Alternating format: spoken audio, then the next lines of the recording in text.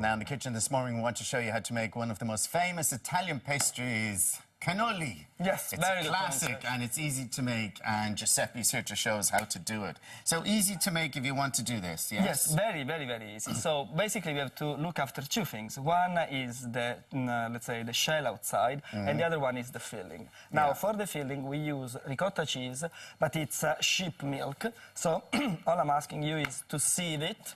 To what? Sieve, like... sieve it? Yes, just, I like you helping me in the kitchen. To sieve, I'm sieving. Yes, very good. And at the same time we are going to... I'm just getting the milk out of this. Well, basically just go around the walls. I have some done already. I wasn't sure I could trust you completely. All right, so, fair enough. In the meantime, we do the shell. And for that we have 0,0 flour. To that we add just the sugar, okay? The shortening, which is lard. Now this is lard. Now Yes. we haven't used this in this country in a long time, but this is a traditional way of doing it. Thank you for saying that, because you see, like cannoli are probably one of the oldest pastry in Italy, and that's why you will use ingredients that belongs to the tradition of many countries, like lard. Well, can you do it without putting the lard I suppose you can, but what I wanted to show was the original one, okay? Yeah. And even on the internet you will see loads of different versions of it with butter, with margarine, the vegan version of it, and so on. So basically what you do is like you do that with the lard, okay? So you combine the lard and the flour, and then at a certain stage, once... But if you didn't want to use the lard, what could you use? Well, first of all, butter. Definitely you can use butter. But you see, like the characteristic of the cannoli is to have this sort of bubble there, you know, kind of thing. So you're actually a little bit killing the recipe. This is things that, you know what I mean? Like, it's very important to use the lard. Recipe. Yes. And you have all this lard in this country and you don't know what to do. Oh, to that we add 1 egg, okay? And then you can use vinegar, marsala wine, or just white wine, okay? So this is basically the... This is the pecorino. Yes, this is the pecorino one that you can find in Pinocchio, because you see, like you can use either wine or vinegar for the shell. Oh, I'd much prefer to use the wine. Very good, very good. So not so much the lard, but definitely the wine. Yes. Okay. So we're finding some compromises here. And basically what you do is like you keep on adding the wine till you get the right texture, okay? And you will find it's a very easy dough to work with, to be honest with you. And obviously you have to let it rest for quite a... Oh, you think you finished your job? Sorry, okay. Okay. So you get to a dough like you have here. Well, okay. Yeah. So that's your way to say. Because you'll be a while doing that. Yeah, because you have to work with it a little bit, but you will find that the dough itself is not sticky at all, and if you let it rest for a while, then it will release the gluten, and this is the shiny dough that you get. Now, just one thing, if you can just collect the ricotta from the outside and put it down, and we're going to mix the filling just with 2 ingredients, which are chocolate and icing sugar. This? Yes, and chocolate and icing sugar according to your liking. Now, if you want to learn how to do that without rushing, you can come to Pinocchio restaurant in Temple Bar, and I'll teach you. So in this case, what you do, can you see that it's very easy to work with, and you can flatten it? And then in this case, I'm using the machine just because I want it to be very thin, but you can do it even with a normal rolling pin. And then what you do is, let's say that we do it twice because we want quite thin. You have to fry it. Now, since we are making shells, we need these, okay? Now, I do expect you to tell me where do you get them, and I will say online. But in the old days, what they were doing is use actually bamboo sticks.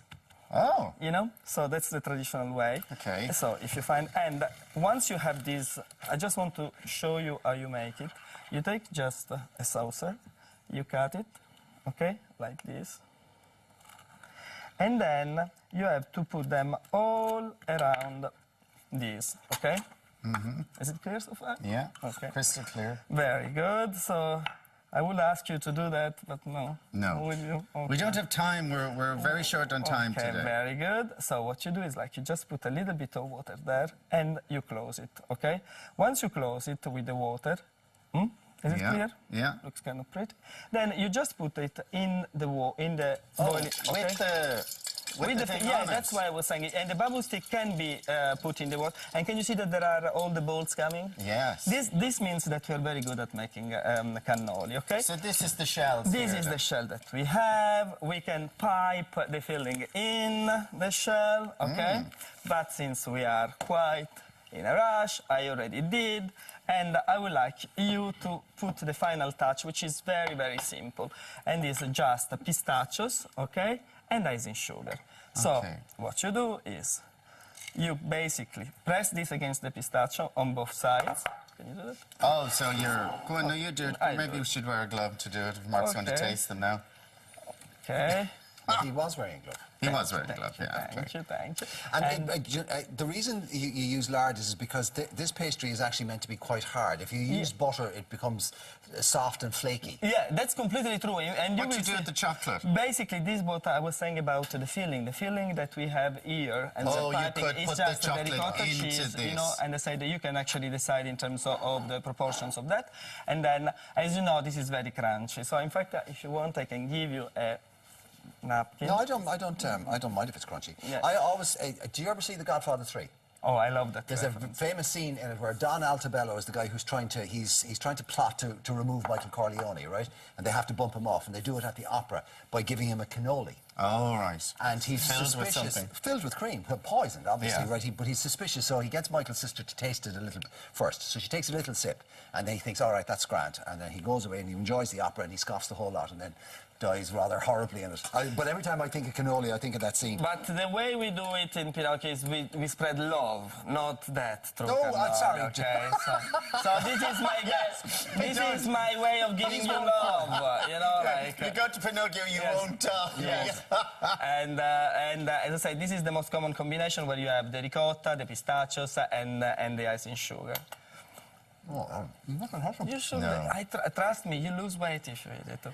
See, I'm not a mad fan of the cheese, and then the pistachio nuts I don't like. I understand that, like but this is actually, yes, the most traditional cake, and that's why all the ingredients are the ones that will be in our tradition, you know, like the lard and the ricotta cheese. But it was fabulous. Thank you very much. You did a fabulous job on it. Thank you. They'll all be milled now, so fill them all up and all the crew will have some. Fantastic. Thank you very much. Thank you.